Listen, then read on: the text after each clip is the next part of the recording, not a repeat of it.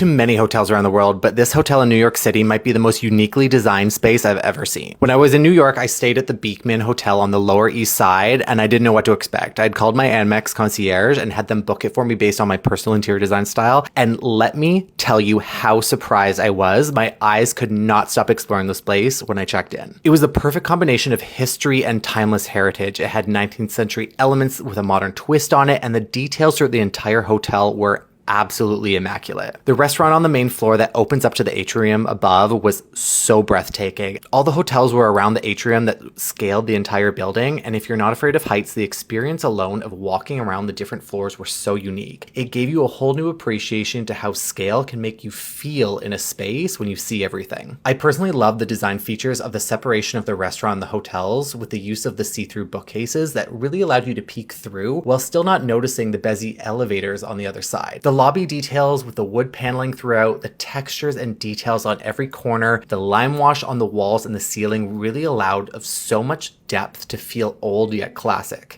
The mosaic flooring that carried throughout the entire space, the light fixtures that were so perfectly curated in style to really have that contemporary approach that were all dimly lit to make it feel really sexy. Even the clever artwork that had a contemporary take on the classic pieces really allowed you to feel like you were transported somewhere else. I know I was probably one of the only people that really noticed the copper tables that patinaed with use, and only a real designer can appreciate that every little detail and the thought was put into everything in this space. There are a few spaces that I've ever been to that I was amazed with not only the look of the space, but how you feel in it. And that, my friends, is how you know you've done great design when you can feel something in the space that you're in.